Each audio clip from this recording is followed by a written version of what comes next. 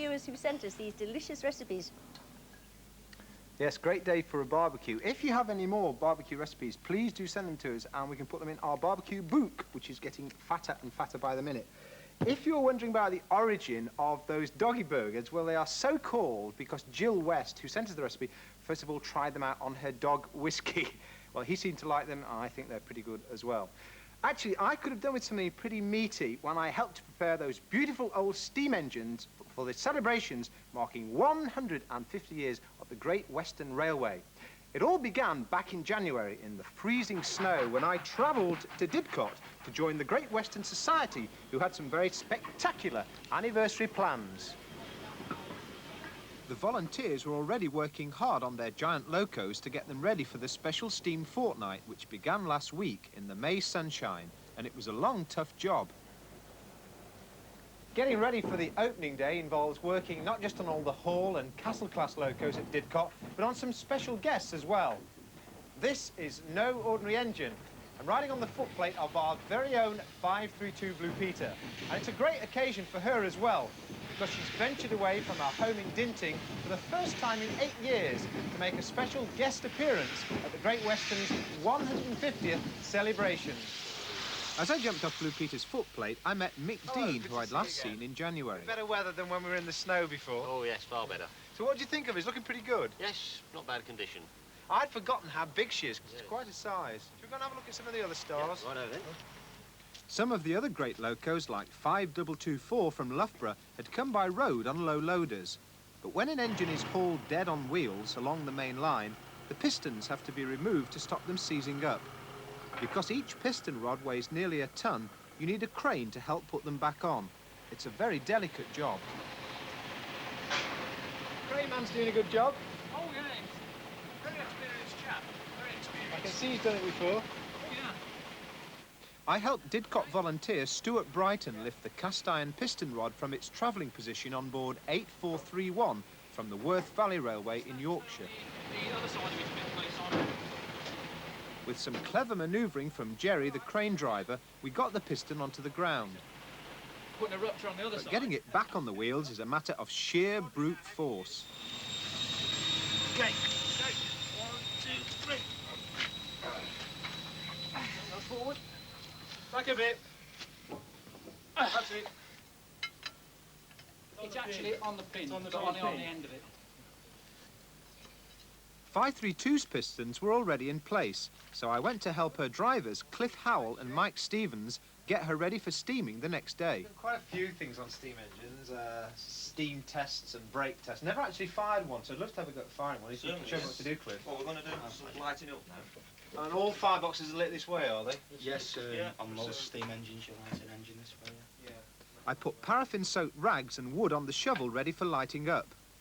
So we've got This is where we find we haven't got any matches. I believe we just let that get going for a couple of minutes.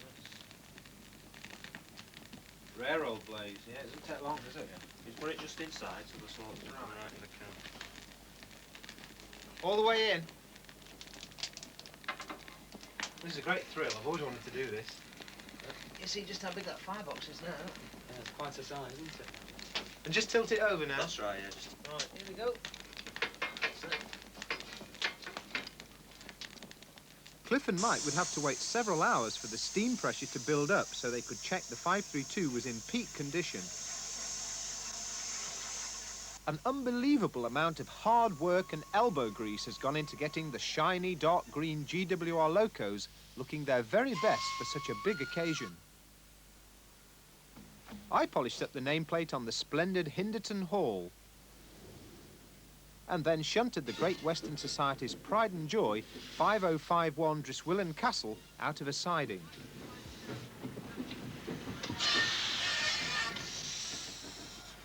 Zepp German was in charge of shuffling all the engines into the right places for the next day, using the big Hunslet shunter, one of the very few diesels to be seen at Didcot, the Steam City.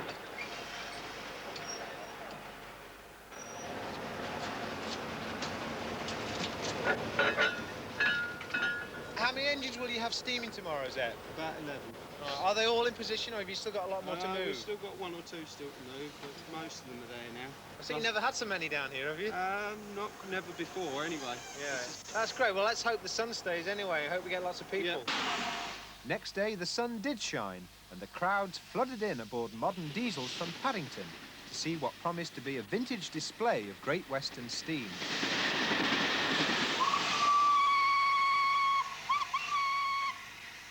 Sporting a special celebratory plate to mark the occasion, the 532 steamed majestically to where Graham Perry, the Great Western Society's chairman, was waiting to welcome me, with a guest of honour dressed as the founder of the GWR, Isambard Kingdom Brunel. Mr. Brunel? Hello. Simon Morning, nice Simon. And as Graham took hold of Goldie, one of the London and North Eastern's finest locos, prepared to pay tribute to Brunel and the Great Western with a dramatic steam past. Right, fine.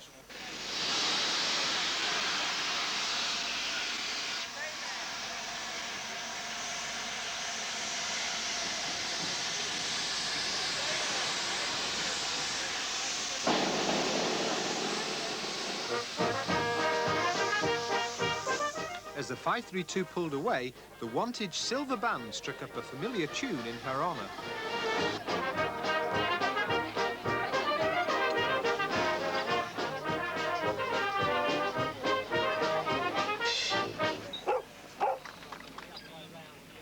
It's a real privilege for me to be invited here today to take part in these historic and very special celebrations, celebrating 150 years of the Great Western Railway.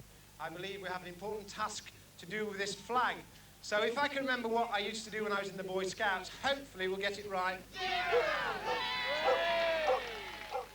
Unfurling the flag of the old Great Western was the signal for everyone to start touring the attractions at Didcot.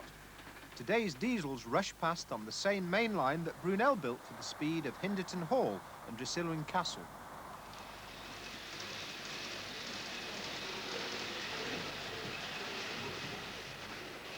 I was fascinated by the display of models of the old Great Western locos, but the steamers themselves attracted a huge number of real enthusiasts who were out in force, recording for all time this historic railway occasion. Among the crowds were some of the Didcot volunteers like Dave Martin. What is the attraction of spending hours being cold and covered in muck and grime? Marvellous when you see the results of your labours. Today, one of the vintage carriages that I've been working on has been in traffic for the very first time. I had a ride on it. It's beautiful. Dave's pride was shared by many of the onlookers. Didcot is home for GWR lovers. Have you been to Didcot many times? About 6 times since it was open. Why do you keep coming back? Because it's, I have a particular affection for the Great Western. And this is the nearest to Southampton where I live that I can come to and see Great Western steam in action. I like steam engines mainly because of, well, it's compared to diesel, they live, they eat, they sleep. They're just beautiful, I love them. My perfect day ended with a special presentation from the Society. It was a bit like being at Wembley. Well, I know it's not the FA Cup, but it's a beautiful gift, so thank you very much.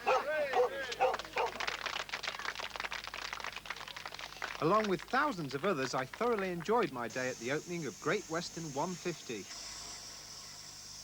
God's wonderful railway certainly boasts some lovely locos, though I couldn't help feeling the star of the show was in LNER light green, engine number 532.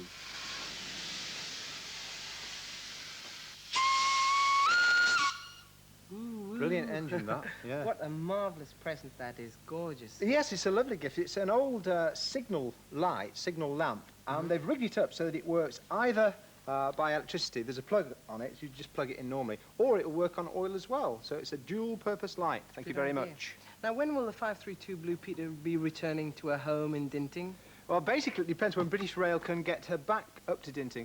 But the steam fortnight finishes on June the 2nd, so I would think the 532 will be going back up to Dinting at the end of next week. Let's hope that she's soon back in steam once again. A marvellous train. And as soon as she is, we will, of course, let you know. This week, a book was published about a very special baby boy, Ben Hardwick.